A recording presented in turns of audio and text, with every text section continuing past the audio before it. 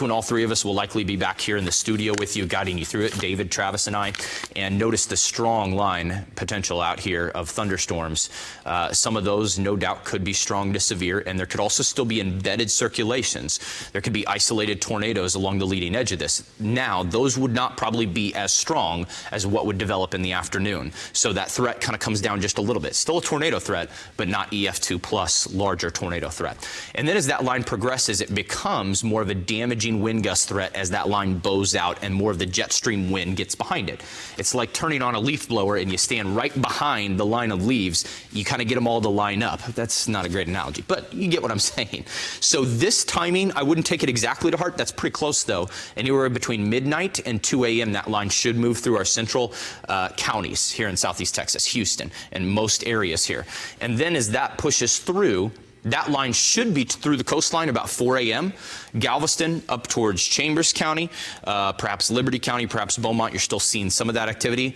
But by the morning activity and rush around Saturday morning, 5, 6 a.m., that should be pushing east. Now, we may see some residual strong storms try to develop after that. You see those there. After the main line pushes through, those would not be a tornadic threat. They would not be a hail threat. They would not be a strong wind gust threat. Maybe brief heavy rain, maybe a lot of lightning, maybe some tiny hail, but that's pretty much after the atmosphere is diminished. And then we're done. So all in all, this event, again, starts tomorrow afternoon, right about there, and the line then finally pushes through. And once it does, it makes a lot of noise. It's a loud, strong line of storms, but then it pushes through and we're done, and then we're finished. Now, I want to break down, before we get to questions, I want to break down some of the threat zones. Here's the severe wind threat map, and this gives you an idea where the severe winds will be. The sparse area includes down towards Corpus Christi, Victoria, out ahead of the front, down towards the south. These are decent wind gusts that could be up to 45, 50 miles an hour and some strong storms. And then I want you to see the area in the medium shade of blue. This is where we could see some damaging wind gusts. I think we'll see severe thunderstorm warnings, which start at wind gusts of 60 miles an hour or more. They say 57 knots, fine, 60 miles per hour or more. So this is the area we'd watch for some severe winds. That does include Wharton County. It does include back towards Bastrop and Fayette counties. It includes Milam County, eastern Williamson, eastern Travis County. That's back towards Austin and Round Rock, up towards east of Waco, Temple and Killeen, up towards Shreveport, Alexandria, Lake Charles. And then the highest likelihood of seeing damaging wind gusts, some in excess then of 75 miles per hour plus, does include Houston, up towards Montgomery County, the Woodlands, Conroe. Most of us are in this. If you're south of Fort Bend County and Brazoria County, I don't want to rule you out, but for right now, you are not in that main zone. That main zone is when that strong line comes through around midnight, when those storms could be potentially some violent wind gusts in excess of 75, maybe 80. Maybe up to 85 miles per hour. So power outages are going to be fairly common, I think, as this line moves through. So download our app and make sure, this is one of the underrated things, have your phones charged at least decently so that when we go into overnight, just for a couple of hours, you're able to receive alerts, you're able to stream our coverage, perhaps even storm chasing, perhaps Travis, David, and I in here covering it, and you'll be able to have access to all of us. Also social media. We're always putting stuff out on social media while we're on air. That's one of the tricky parts of being a broadcast meteorologist in a very active weather market this day and age. So we'll be trying to access you every single way we can. Make sure your phone is somewhat charged if there are power outages, which we typically get. Now to the tornado risk map. This is the map that we are, watching more carefully in the early afternoon, again, before the main line pushes through. This is where the potential in that darkest zone is for more tornadoes. And if you do get one or two, even hit and miss tornadoes, they're not going to affect everybody. But if you do get one in a supercell and it has time and instability and it has plenty of wind shear, it could be a little bit stronger. The only unfortunate thing about tornadoes is that the stronger they get and the more substantial the supercell, they can typically be sustained a little longer, so the longevity increases. So that's why we call the possibility for strong and long track tornadoes. Those go hand in hand. Do I think we're all going to see that? No. But it's just that question of will we get one or two. And typically if you get one or two supercells with a strong tornado, it'll sap the environment around it and you won't get a bunch all over. And remember, please, that the likelihood of one hitting your individual location is very unlikely, even with the largest tornadoes that have ever been. They've been up to a mile wide.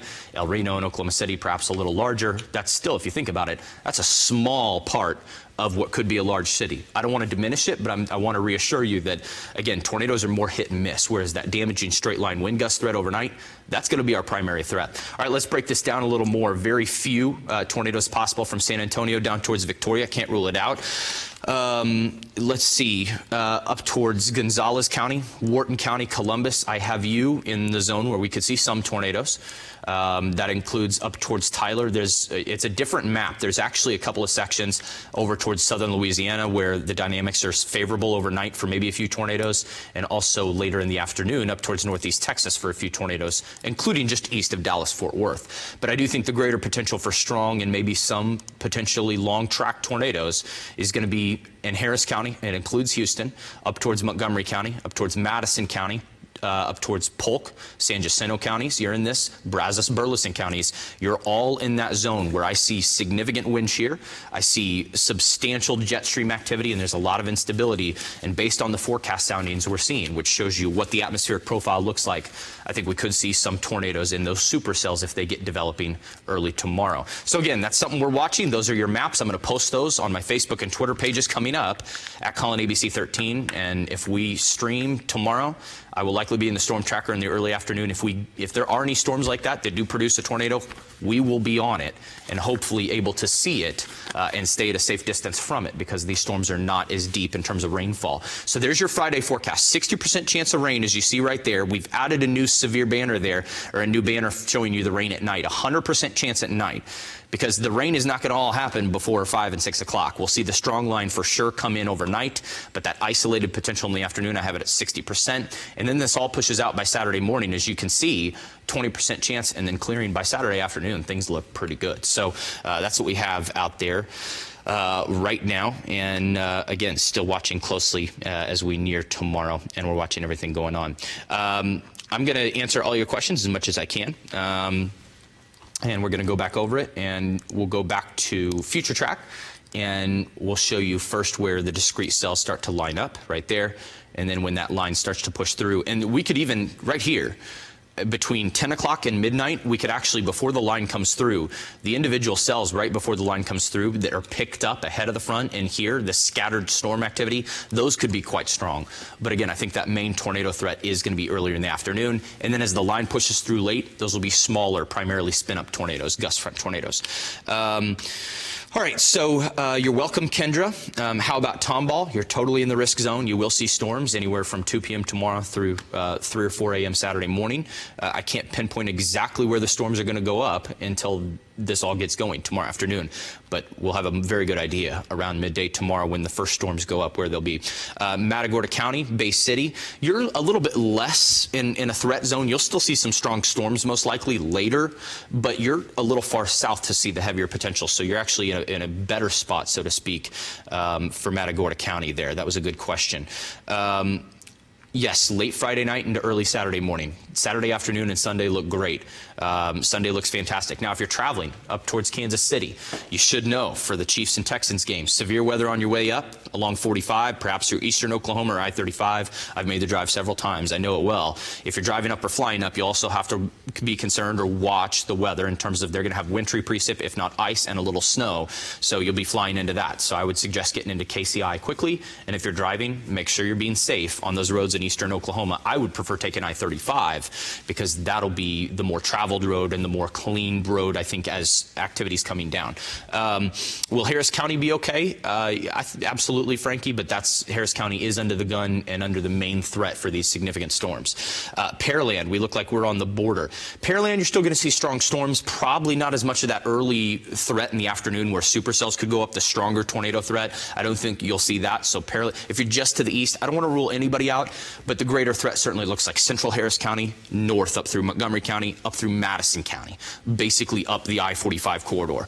The further south you go, the less of the threat there is. Katy, Texas, you're in the threat window. I think the main threats for you are going to be the early afternoon storms and then that line that pushes through late in the evening. Alvin, you're included in all of this as well, Linda. It's scattered storms. You're pretty much in the window for all of it as we go through this. Let's see, how likely is it to hail? Hail is not quite as likely. As the main line pushes through, I don't think we'll see hail. I think it's the early afternoon storms that get going, those supercells, that's when you'd have the chance of seeing larger hail. I'm not as concerned about hail as that strong line moves through late, and that was a good question. I want to reassure you with that. As that line moves through late, we're primarily going to see strong wind gusts, quite a bit of lightning, and maybe some brief spin-up tornadoes. That's probably it with that. You're welcome, guys. You're welcome. Karen's asking about Ohio. Ohio the state, or is there a city in Texas named Ohio? Please educate me. I'll express my ignorance with respect to that. I know many towns and cities all throughout Texas. I've not heard of Ohio, Texas.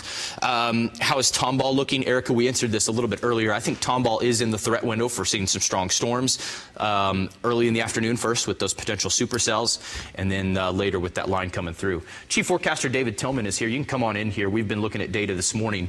Again, we're going to have that initial threat with the isolated storms in the afternoon, and then that main line will push through again later tonight. So let's look at Future Track again, then I'll get back to some of your questions so David can see it coming in this morning as well. I do think before 1 or 2 p.m. we start to see isolated supercells go up. And again, don't take the output on this particular model to heart. These light showers could become strong to severe thunderstorms. We're seeing that in the environment. The environment's going to be capped, but it's not going to take much to break the cap. That's why this model's not showing those going through the cap. But I do think we'll have some supercells. That's where we'll be on it with the storm tracker likely to chase. And then as we near later in the evening, look at that line approaching. And then I don't think our threat for some strong to severe storms is done out ahead of the line as these cells develop ahead of that line approaching us from the I-35 corridor. These could also produce some small tornadoes and some heavy wind gusts. But then as the primary line moves through anywhere between midnight and 2 a.m., that's when we could see strong wind gusts in excess of 75 miles per hour or higher, and there will probably be power outages. So make sure you have the app downloaded or you follow us on social media. Just make sure you have your phone charged, okay? And then as that moves through, I can't rule out a few brief spin-up tornadoes, but the good news with all this, by 5, 6 a.m. it is done, and it is to the east of us. But let me leave it right here for you so you can kind of see where we are. Let me go back to some of your questions. Jersey Village, you're right in this. Jersey Village, you could see some strong to severe storms. You bet, guys. What is the most accurate app? ABC 13 app is great because we can push you out specific alerts. I can literally type, hey, tornado warning coming in 3 minutes for Tomball. I'm just hypothesizing here. It isn't happening, but I can type that out before the warning and send it to you. So that's what's valuable about having the app. Kingwood, the threat in Kingwood, you're going to have a threat, but luckily this time not with heavy rain or flooding. You may get some minor street flooding if a cell sits over you, but I'm not as concerned about that, which is a breath of relief for you guys. I do think you'll see some strong wind gusts. I know the heavy, large trees and vegetation in that area, so be careful, be mindful of that. I think you could lose power. What about Conroe, the Woodlands? Same thing I just said for Kingwood. I do think you'll be in that early afternoon, though, severe weather threat with supercells. If they go up, they'll be streaming, they'll be basically moving south to north up the I-45 corridor, up towards the Woodlands, Conroe. And if they do develop, those would be scary supercells with the potential to produce a tornado or two, maybe a strong tornado or two. But again, not everyone will see that. Then later overnight, as that main line approaches, strong wind gusts that, again, if you live near large trees, 75 plus 80 mile an hour wind gusts are a little more concerning. I still think pretty sturdy trees should be okay, and they're not going to be filled with a ton of water in these events, unlike tropical events. But I would definitely watch it. I would be mindful of where the trees are. Let's see. We never get good weather news here. Sometimes we do. Don't be too down. A-Leaf Sugarland, Stacy, you're in the threat. You're gonna have to stay tuned. Columbus, Texas, yes. Columbus, Texas, you'll probably see less of that early afternoon threat and more of that strong line of storms moving through earlier than midnight. You're welcome, guys. Missouri City, you're definitely in the threat window. It's where we have our Doppler radar. Mega Doppler is right there. Waller, you're in it. Katy, Waller County, and points west. Downtown, yes, you're in it. Yeah, most all of us are in this. And I'm telling you, most of us are probably going to see storm activity. New Caney, yes, you are. Let's see. Would there be any bayou flooding with these storms tomorrow? Jason Marcus, good question. I'm glad you asked that. I don't think so. I don't think there will be bayou flooding. I don't think there will be flash flooding. Again, if we get storms that train one another and stick over the same areas, it could be an issue, but bayou flooding is going to take a much different environment from this. These are going to be fast-moving thunderstorms, and the primary threat with these, at least, is severe weather. You're welcome, guys. Yeah, if you're in and around Southeast Texas, you're going to see storms. The main thing I want to pinpoint for most of you, though, is that early in the afternoon, we can't let our guards down, mainly along and north of I-10 and mainly right along that I-45 corridor. It's kind of a straight line window. If you are in that area in the early afternoon, supercells in that highlighted ring right there could develop. That's where we'd have the strongest potential for severe weather. And then most models are consistent on a decaying, weakening line moving through overnight, albeit it'll still be fairly strong with damaging wind gusts. So that's the latest that we have right now. Okay, I want to try to go back and see this. Let's see, Richmond and Rosenberg area, you're going to see it. Same threats for you. Driving to San Antonio Friday morning, will I meet the storm system? No, you actually should not. I think these storms develop along the 35 corridor right around midday. So if you get there before 11 o'clock or 12 o'clock, should be okay. Just don't try to drive back in the afternoon. That would be very difficult. What about spring? You're definitely in this. Northern and northwestern and northeastern Harris County are all in the threat window. Would Pasadena be affected in the afternoon threat, the isolated supercell threat? I don't think as much, Samantha. That's a very good question. There's a chance, but you're not as likely to see that. I would say more northern Harris County up through Montgomery County, up through Madison County. Okay, what do I need to do in a situation just like this, because it's my first time and I'm new to Texas? I don't know anything about heavy weather. What do I need to do to prepare myself? That's a good question, and I do want to explain that. If you live in a mobile home and you feel like you're in an area of jeopardy, you need to not be in the mobile home. You need to evacuate the mobile home. This is 1 or 2 hours ahead of the event. If you know, or if a tornado warning is issued for your area and you live in a mobile home, then you do need to get out of the mobile home. But the tricky part is you may not have much time, and you want to find a safe, low area or the inside interior of a solid structure. You also don't want to be caught in a vehicle on a highway during an event like this. Tornadoes pick up vehicles very easily. So that's another thing to watch as well. Got a few more comments as well. We're going to do a Facebook Live as well in the Storm Tracker, and I'm going to show you guys coming up how it's going to work tomorrow when I go out to chase. It's going to be pretty cool. Again, follow me on Instagram at ColinABC13. Also Facebook, you can follow me there, and on Twitter. We'll have the latest updates tomorrow. Chief Forecaster David Tillman just got in here. We're monitoring all of it for you. I'm going to work up a big Facebook and social media post as well. But the latest 1-minute weather on abc13.com/weather is also good. Alita recorded that this morning with all this comprehensive information. But again, we'll start streaming a lot of this. Yes, I've seen The Wizard of Oz. I'm from Kansas. I've seen it many times. Kind of sick of it, to be honest with you. It's a great movie, great movie. The tornado at the beginning actually looks very realistic for the time frame, but nothing like that here. But if we do see a strong tornado or two tomorrow, we'll be on it for you with the Storm Tracker, our giant Ford truck with all this new gear, and we're going to show you that coming up later in a live stream this morning. David Tillman will have the 11 o'clock forecast with the latest for you. Be sure that you tune into that. Also us at 3 o'clock. I'll be at 3, and then David at 4, Travis at 5, and we'll update you with the latest this evening. We'll be watching a lot. But again, we'll keep you safe and informed this entire way through it. We've got a lot of time ahead of this. I'd say by about midday tomorrow, we'll already be up and streaming. You'll see the Storm Tracker. I will be headed to the spot where we may see the greatest potential for a strong tornado or two.